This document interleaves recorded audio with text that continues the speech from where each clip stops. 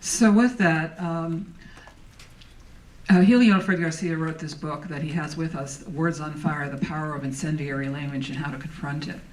And I'd like him to kind of give us an understanding of what is incendiary language as we look at a film like this that is filled with all kinds of language, and then how do we know it when we see it? How do we confront it? First, Daniel, congratulations. Thank you for doing that. One of the things I do in my scholarship, in my teaching, and in my work with clients is I study patterns of leadership and patterns of audiences' response to leaders and patterns of consequences of speech, whether positive or negative. And about 7 years ago, I became deeply concerned about one of the patterns. And that is the use of language that the Simon Skiat Center for the Prevention of Genocide at the Holocaust Museum defines as dangerous speech. And that is not merely speech that incites violence. And I know some of the folks in the film said, I've never incited violence.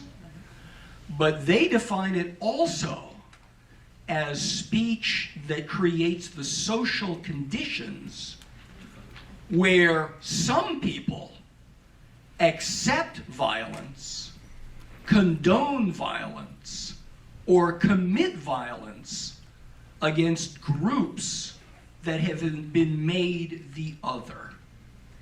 And as I studied that pattern, I became more and more alarmed as candidate Trump was using that kind of language, and we could see the one-to-one relationship between his utterance and violence, even to the point that within 2 months of his announcement, the FBI put out a bulletin saying that people who were perceived to be Latin American immigrants were at risk of hate crimes at levels that had not been experienced in years. When he called for a total and complete ban on Muslims, we saw another surge of hate crimes. And I began to document, and what I did was study previous instances of language that led to violence, including the Holocaust, including the Rwanda massacre of the Tutsi by the Hutu.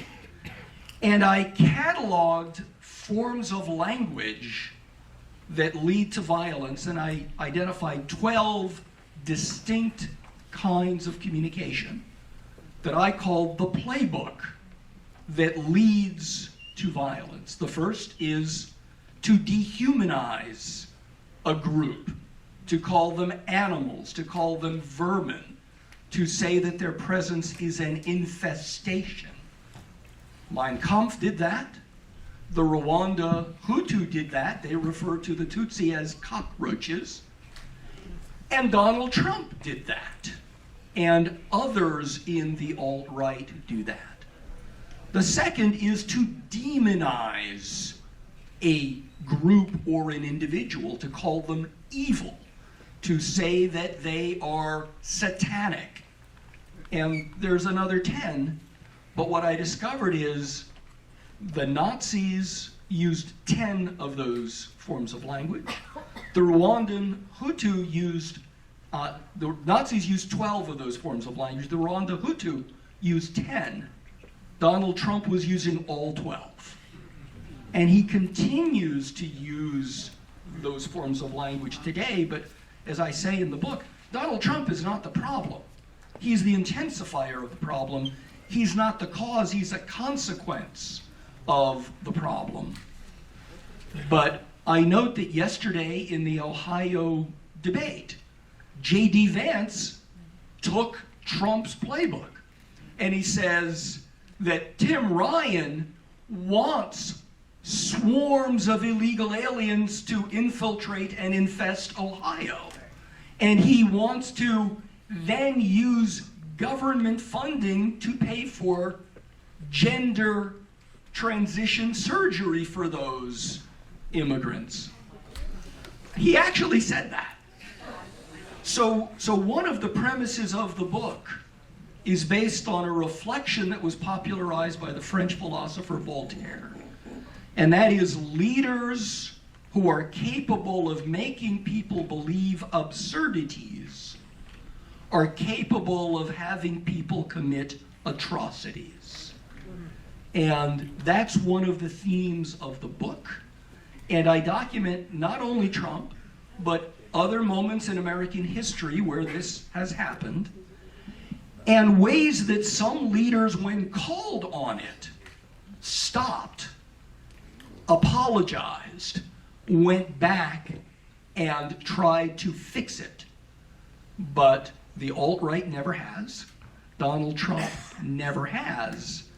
And it is incumbent on engaged citizens like all of us here, people with a megaphone and a video camera, civic leaders, religious leaders, political leaders, to call out the pattern, to call out the consequence of violence that predictably arises from these 12 forms of language. Right. There's a fair amount in the film that I actually use in the book, including the Hail Trump and Sieg Heil, including Charlottesville. I have a whole chapter on Charlottesville. What struck me about the film was either the sheer naivete or hypocrisy of Richard Spencer. And I'm not a Nazi. How could you say I'm a Nazi? And with respect to all three of the characters, this is the second time I've seen the film. I was sitting in the chair, and I just kept playing over and over again in my head a line from Kurt Vonnegut's Mother Night. And that is, we are what we pretend to be. So we must be very careful about what we pretend to be. So Richard Spencer says, I'm not a Nazi. But he slyly, with a wink, referred to the news media in that meeting as Lügenpresse, which is the Nazi phrase for fake news. At the Charlottesville rally for which he was an organizer, they were not only saying Jews will not replace us, but they were chanting Blut und Boden, which is blood and soil, which was one of the slogans that Hitler used to rally white supremacists in Germany.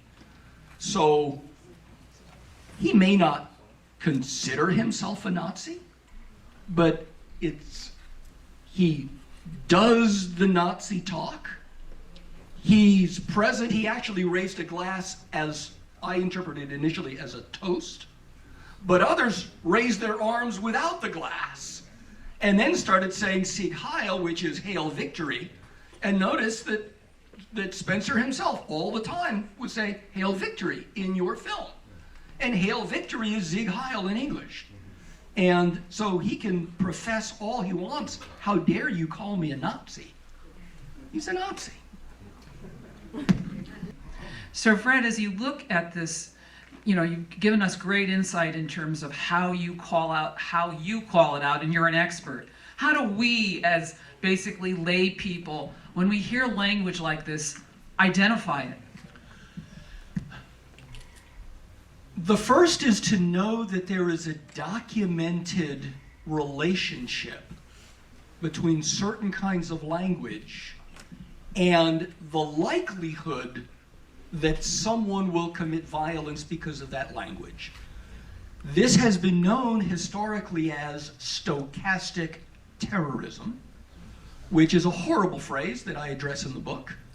And Almost nobody knows what the word stochastic means, and if they do, they know it from either physics or statistics. And it essentially means it is speech that creates a statistical likelihood that someone will commit violence. But it can't predict that this person will commit this act of violence against this person. But stochastic terrorism has been a documented phenomenon. The FBI recognized it back 12 years ago in an FBI security bulletin that I quote in the book. I find the word stochastic terrorism to essentially shut down conversation.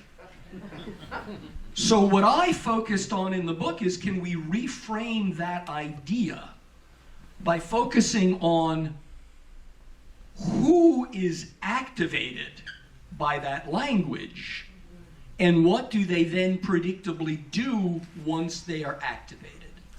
And who are activated, at least back when I started writing the book, were lone individuals, sometimes in law enforcement called lone actors, and by the FBI and others called lone wolves, who have an affinity with an extremist group, usually online or members of a group like the ones you describe, that usually has a blend of personal and political grievance that they've been carrying around, like some of the guys in your film, who also are triggered by an event, and that event is usually someone whom they admire, using the kinds of language that I've described: dehumanizing, demonizing, scapegoating. We can recognize that pattern. I call that kind of communication essentially, on the metaphor of dog whistles, I call it lone wolf whistles. That it has an apparently benign meaning to many, but for those who are activated, that is, it resonates with them and they act on it. Now, the FBI security bulletin about stochastic terrorism describes 4 stages that cause one to develop a terrorist mindset. And they're very simple stages. That's not right. That's not fair. It's their fault. They're evil. They're less than human. When the FBI wrote this back in 2009, they were talking about how people come to that conclusion. I'd like to point out that is precisely the structure of Donald Trump's rhetoric. He says that's not right. He says that's not fair. He says it's their fault. He says they're evil. They're less than human. We can recognize that and we can call that out. So here's an example. In the 2008 presidential election, John McCain had picked as his running mate Sarah Palin. She began to talk about Obama palling around with terrorists. He had already been the subject of the birther rumors saying that he was secretly Muslim and secretly Kenyan. And the more that rhetoric was part of the McCain campaign, the more people at McCain rallies started chanting, "Kill Obama, he's a terrorist." And then a person whom McCain admired, whose book McCain had blurbed, who previously worked on McCain's campaigns, publicly posted a letter to McCain saying, "Senator, I accuse you of playing with fire, and your rhetoric is putting Senator Obama's life at risk, his family's life at risk, and I hold you accountable for any harm that comes to Senator Obama." It was immediately after that that when the woman at the rally said, "I've heard about this guy. I know what he is. He's couldn't think of the word, he's an Arab." And Senator McCain walked up to her and grabbed the microphone and took it away and said, "No, ma'am. He's a very good family man. I just happen to have disagreements with him." Right after that, his hero John Lewis, whom he had praised, wrote a public letter that said, Senator McCain, you're my friend, but you are putting lives at risk with your rhetoric. We need you to stop. When that happened, Senator McCain suspended his days campaigning. He sat in the campaign bus, and he was shocked that someone would misinterpret his language. Sound familiar? But the campaign reassessed. A couple of days later, another of his heroes, former Secretary of State Colin Powell, went on Face the Nation and said, I promise to remain neutral in this campaign, but I can't any longer because of Senator McCain's dangerous rhetoric. So I endorse Barack Obama. Senator McCain was devastated by that. And the whole campaign said, we're no longer going to talk about Barack Obama. We're going to talk about the economy. We're going to talk about foreign policy. We're going to talk about issues. Those three people happen to have influence on that particular individual, and to his credit, when he was called on it, he stopped. I profile other leaders in the book who also were called on it and stopped. The bigger challenge now is the news media insisting on balance over truth falsely claims that both sides do it, and both sides do not do it. So now my emphasis is to equip public officials, to equip civic leaders, and to equip engaged citizens to say no. Both sides do not do this. Show me one instance of a leading Democratic politician demonizing, dehumanizing, saying they're animals, saying they're evil, saying they're satanic, saying that it is a massive invasion trying to change your religion and putting your lives at risk. That doesn't happen. But the desire to seem balanced rather than truthful is the next frontier here. So that's where I believe people who have a microphone, people who have relationships with journalists, who have relationships with other leaders, need to hold them accountable for what I believe is, frankly, intentional dishonesty. So with that, I want to make mention that Hugh Guilford Garcia's book is for sale at our box office here at a reduced price of $20, and half the proceeds will actually go to support the Cinema Arts Center. Very generous on his part. So I just want to make mention for you to, and we do have a reception afterwards, and you may, coax him into signing the book and giving you a personal a personal message in the book just for you. So with that, I'd like to open it up to some questions from our audience. And I see hands being raised all immediately. Let's just start in the back there. There's a lady back in the back. I see you. Yes, absolutely. Can we give her a microphone? Please use the microphone. Yes, then we can't hear you. Well, it's a question for both, or just, do you see what's happening now with the language and the whole Republican Party just using the language that you're saying is so incendiary, which I totally agree with, and I can see how it transformed from 2016 to today.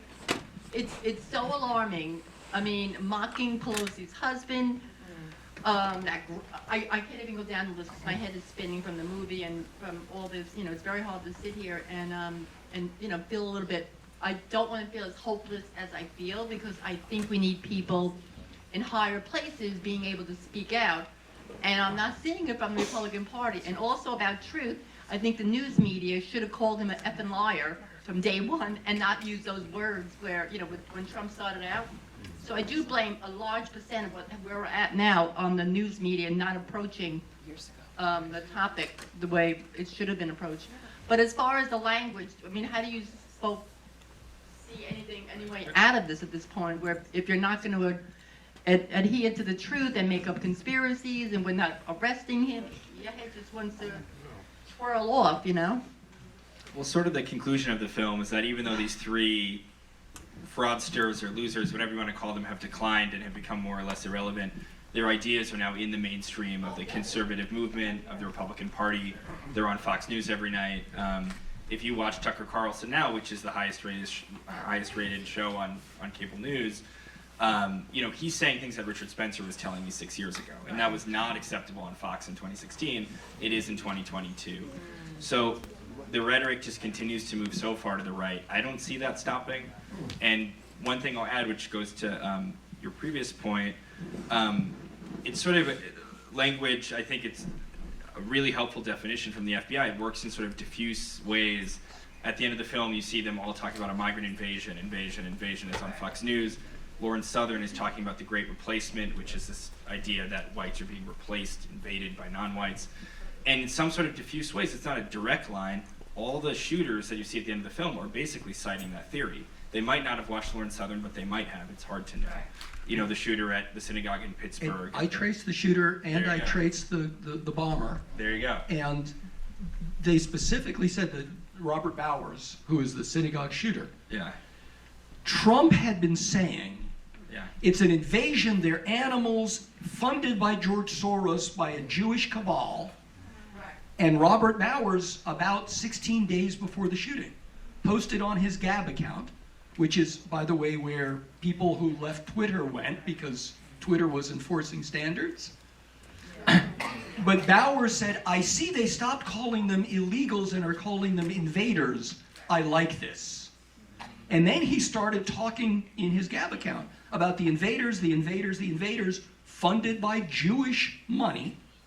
And then he posted a list of synagogues that were raising money for the Hebrew Immigrant Aid Society, HIAS, and said, thank you, HIAS, for telling us where the money is coming from. So that's essentially putting a target on each of those synagogues. And then on the morning, you saw the Gab post here, he said, hey, HIAS, I see you like to bring in invaders to slaughter our people. Screw the optics, I'm going in. Screw the optics is a reference to trying to find a kinder, gentler white supremacy to attract more people. And he says, screw the optics, I'm going in. When Chernovich says, stop doing the salutes, stop saying Sieg Heil, that tarnishes the image of white nationalism. That's what he was talking about. He was using precisely the language that Trump used.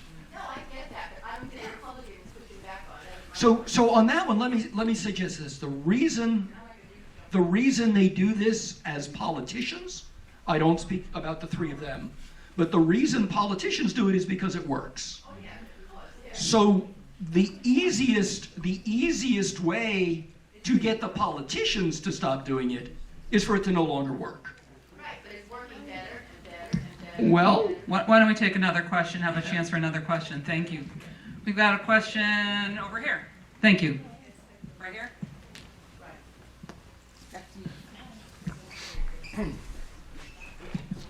I've got two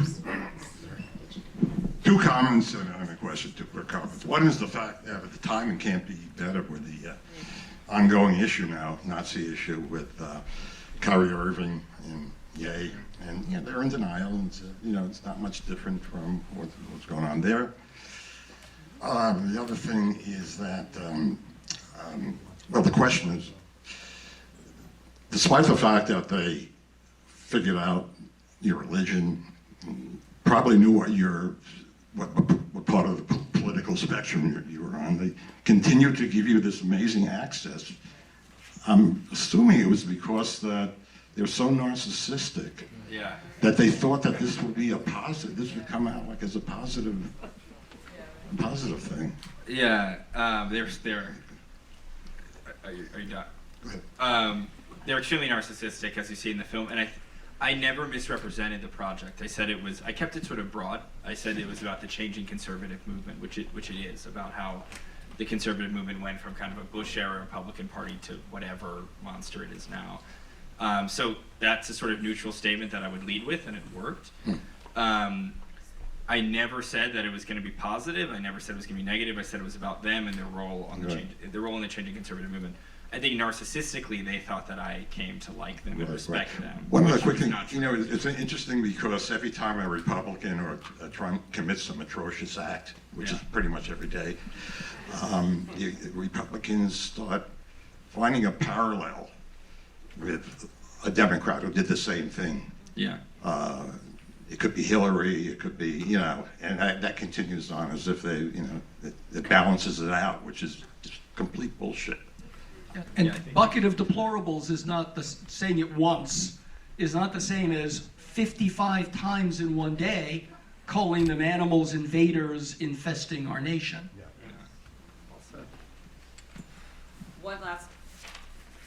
We have time for one last question. And then we'll see you out Right there. over here. My friend Marv Waldman, I can't deny him. Right here.